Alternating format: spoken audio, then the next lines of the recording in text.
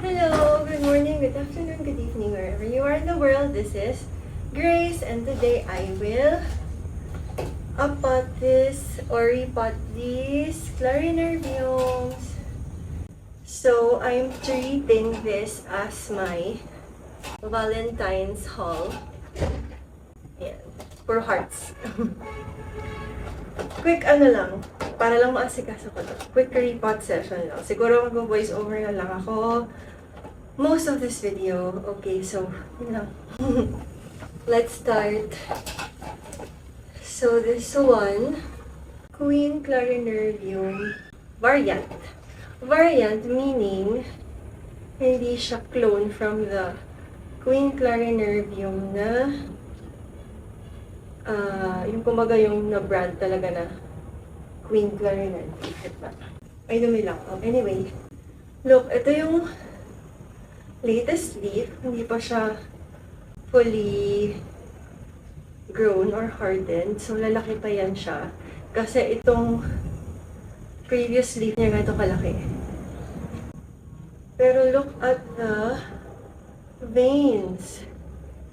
Kahit maliit pa lang, kitang-kita na. Ayan. Ang ganda. Kita ba? Okay. So, malaki yung root niya. Variant Queen. Ayan, may tag sila. May label. Ay, hindi ko na lagay yung, nakuha yung gunting. But, ayan, nakita ko yung dingin na. So, meron akong tray para hindi sayang ang aking potting mix. Wow, ang ganda. Malaki yung root system. They included or nilagay sila ng some moss. Ay, ito to. May moss para hindi matuyuan yung root system. Yan, malaki yung kanyang roots. So nice. Okay.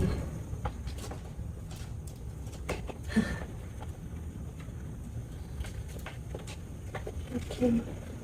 So, meron akong pot. Kasya na ba yan dyan? I think not. Okay. Do I have another one? I supposedly have a bigger one. Two bigger ones here. Ay, ito pala. Nakakatawa. Okay. Ginamit ko pala. Okay. Baba muna natin. Yan dyan. Okay, ito pala. Ito, mukhang mas angkop siya dyan. Okay. And then, nag-pre-mix na ako ng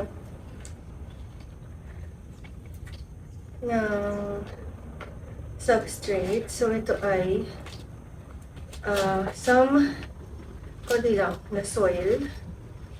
Tapos, cocoa chips, pinong cocoa chips, bark, and perlite. Okay. I-shimmy natin into the pot kasi masyadong malaki yung root system. Siguro soon kailangan ko itong i-upot kasi malaki pala talaga niya. Meron akong na-meet. Pumili siya sa akin ng propagations ko ng Anthurium. Tapos, nag-send siya ng picture ng collection niya. Tapos, nakita ko sobrang laki ng clarinerbium niya. Sabi niya, parang isang taon pa lang ba yun? Yung clarinerbium ko, more than 1 year na. Yung dati, yung luma kong clarinerbium. Hindi lumalaki ng ganon. So, siguro nangangailangan ng bigger pot. So, ito, most likely, kakailanganin kong i-up pot din. Pero, for now, kasi wala akong bigger pot. Ito ka na lang muna. Okay. So, yung mix ko, more for, ano siya, for Hoya sana. Pero, inuna ko tong mga Antonio. Kasi, wala lang. So, ipang tatapik ko yung moss na ginamit ng seller. Para i-keep yung sa shipping yung Antonio. Ayan. Pero magamit naman, sayang naman. Okay pa naman yan. Ayan. Nice! One done. So, useful pala na meron akong tray. So, lalagay ko ito sama. So, kailangan ko ito ilipat. And this one is a different one. This is not a clarinetium. I will tell you about it later. Let's put it here. Smaller. So I can use this. Kasi this one is another big one. Ito naman ay isang King Butterfly, King Clarinerium variant. Ayan. Variant, again, is ini-clone ng King Clarinerium. Kasi yung King Clarinerium mas mababaw. Ay, kasi parang mas rounded yung ano niya. Hindi malaki masyado yung ear. Tapos mas pointy pa. So parang ayun, mas pahaba siyang ganun. But it's a variant, medyo malapit yung features niya to King Clarinerium. Ayan, kita dyan sa mga previous leaves. Tapos ito yung latest, nag-jump siya ng size and mas kita din yung veins. Ayan. Okay. Sana naririnig ako. If ever, adjust ko na lang yung volume sa editing. Yung mga nakaraan kasi, hindi pa kasi ako naka-subscribe nun. Hindi pa ako bayad. Ngayon, bayad na ako doon sa video editing app na gamit ko. So, meron ako ng feature, pwede ko lang lakasan yung volume.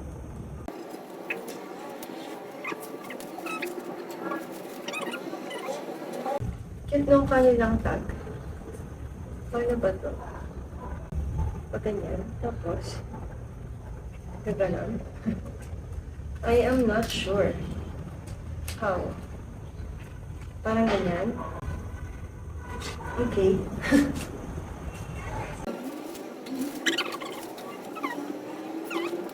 Hindi ko pala nabalik yung gloves ko. Okay. Okay. Dito, medyo mas konti, mas maliit yung roots niya. Makapagbili ako ng substrate sa ilalim.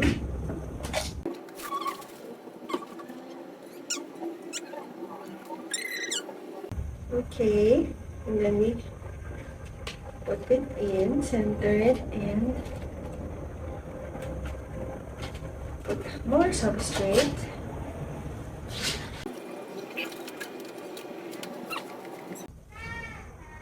See, ball?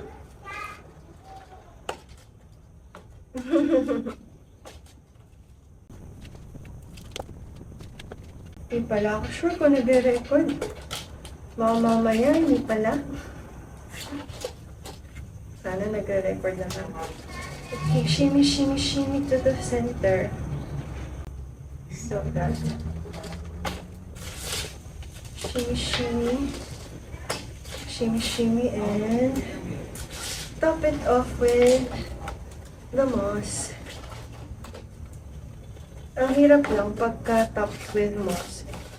Hindi ko alam kung kailangan ko ng diligan.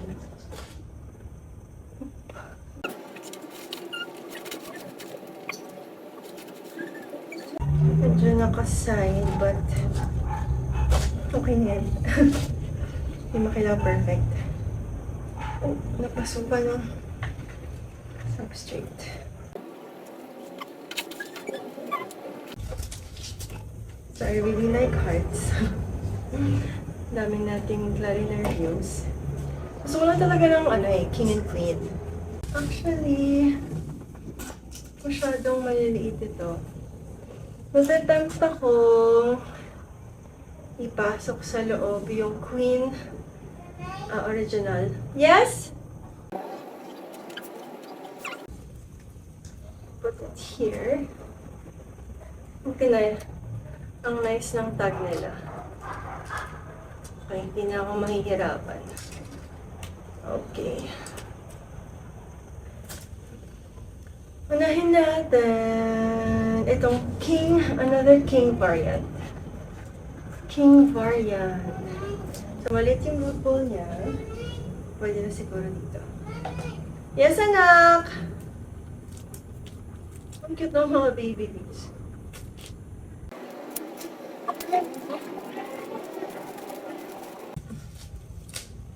King, variant king. Pangarap ko talaga magkaroon ng original king. Pero namamahalan pa ako. So, next time, ito na lang muna. So, gano'n lang ulit. Isasali ko lang din yung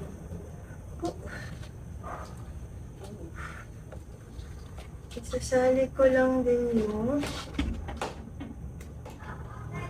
yes, anak!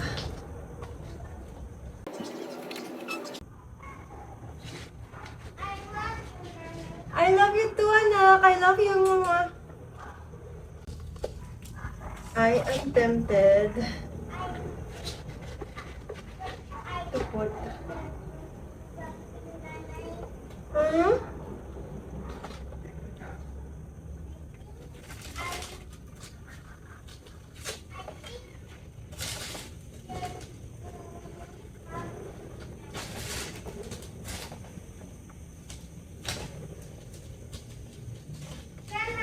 Sibol!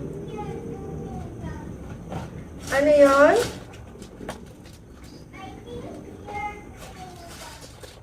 I'm doing what? Yes, I am doing something. I am doing something, anak.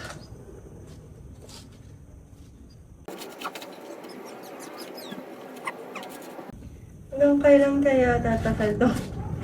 Ganitong pot. Bago ko kailangang ilipat. Oops. Okay. 3 down. Ay, naputol ko. Awi. Okay. A cutie leaf. Yes, anak! Okay. Yeah. Okay. That's my Variant King.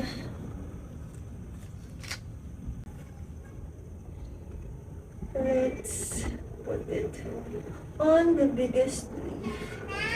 Sibol. I love you too.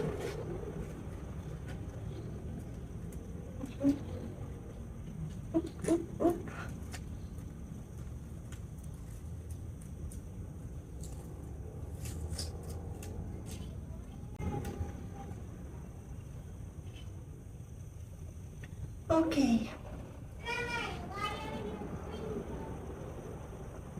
Why am I doing this? I need to repot them. I like it though. It's heart.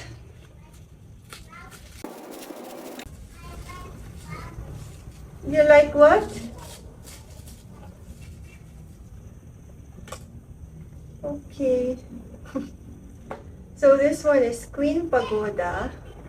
It's a variant queen na super dark ng leaves. And hindi ganun ka-precise hindi ganun ka-thick yung veins.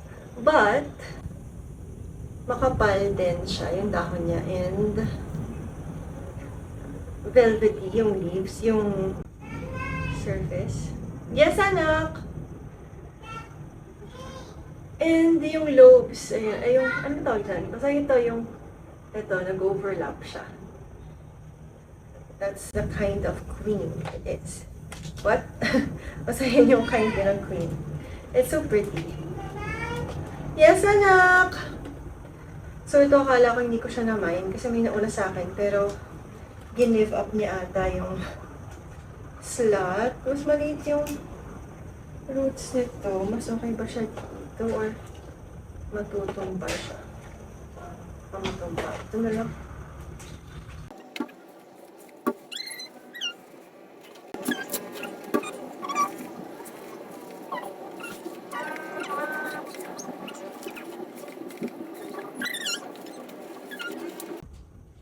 Shimmy.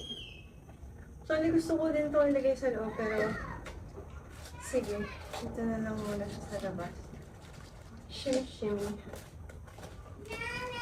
Sibol!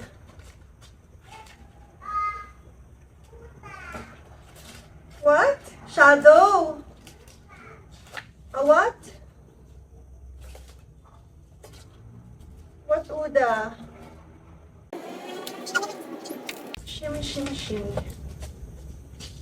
Shimmy. Okay. Galing nilang mag-pack. Ang perfect ng mga leaves. So nice. Okay. Tag, Queen Pagoda. Put it in here. Meron akong Queen Clarinerviums. Local variants.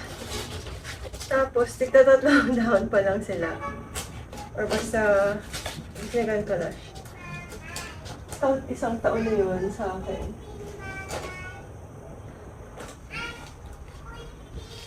Oh, you sleep! You go upstairs! Yeah, okay. So, ito, this one, and this one, I am actually thinking of putting inside. So, see you inside. Yes, anak! Okay, so pumasok na tayo, and this is, I think, the day after na din. I already washed the roots with hydrogen peroxide. Ayan. And now, i-repot ko na sila in self-watering can and in pond. So, this is the Queen Clarinervium original clone. Ayan, for a closer look at the leaves. It's dark and sobrang detailed ng mga veins. Kahit na maliliit pa lang yung mga dahon. Tapos ito yung roots, sobrang healthy din, thick and firm. So, since napapanggit ko naman din sa mga previous videos ko, yung mga indoor plants, yung mga ilalagay sa loob ng bahay, as much as possible, gusto ko in self-watering pot and in pond. Para hindi ko kailangan laging isipin yung pagdilig, tapos hindi sila mamatay because of underwatering. Kasi yun yung tendency ko sa loob ng bahay, lagi kong nakakaligtaan. So, wala pa talaga akong balak bumili ng King and Queen Clarinervium. Ang gusto ko sanang unahin this year ay variegated pterodactyl tsaka Delta Force. Tapos, kasi unang na-flex dun sa mga live selling nung pinagbilhan ko nito, yung Queen Clarinervium variant. Tapos, in my head, i-mind ko nga kasi good size na siya. Tapos parang okay naman yung price and ang ganda din talaga ng veinings nung variant nga. Nakita nyo naman kanina. So, inisip ko, sige, kunin ko na kasi baka matagal pa ako magkaroon ng Queen Clarinervium na original kasi baka mahal pa. Inisip ko, pagka nagkaroon ako ng original, ibibenta ko na lang yung variant. Pero, nung nakita ko na yung actual plant, actually, parang hindi ko na gustong ibenta. Gusto ko na i-keep. Kasi ang ganda. So, for now, i-keep ko silang lahat. Sa ngayon, hindi pa ako nakabili ng King Clarinervium na clone kasi sobrang pricey niya pa. So, ito na lang muna and super happy naman ako. Itong Queen Clarinervium clone dito sa loob ng bahay, yung mga variants outdoors, ilalagay ko dun sa plant wall. Okay, last plant, and this one is not a Clarinervium. So, sabi lang, ito ay FSXRL Repop. Hindi ko masyadong naintindihan kung anong ibig sabihin nun, but FS is Fort Sherman. Nakalimutan ko yung RL. But, kung tama yung pagkakaintindi ko, parehas silang Papilla liminum variant na dark yung leaves. Parang selected for their dark leaves. So, gusto ko din talaga ng dark leaves sa collection and yung parang pahaba or pa-triangle na shape. Pero hindi ko exactly pa alam kung ano yung characteristics na gusto ko at hindi ko pa masyadong inaaral kung ano ba yun? Ano ba yung magbibigay sa akin ng ganon? So, di pa talaga ako magmamine ng ganon for now. But, ang swerte ko lang kasi yung seller na pinagbibilhan ko, they do roulette every after their live selling. Tapos may pa-free plant sila. So, lahat ng mga nakabili na sa kanila, kasali dun sa roulette. So, ang swerte ko kasi nabunot ako ng one day, tapos ito yung napremyo ko dun sa roulette na yun. Sobrang happy. So, ayan, this is my Valentine haul. Unintentional, ginawa ko na lang Valentine haul kasi puro hearts yung na-mind ko. Tapos, sakto namang February sila dumating. So, ayan. I hope you were entertained or learned something from this video, kung ano man yun. Learn something new about Clarinerviums and the variants. If you liked this video, I hope you give me a thumbs up or leave me a comment below. Subscribe if you haven't already. Thank you for growing with me and see you next time.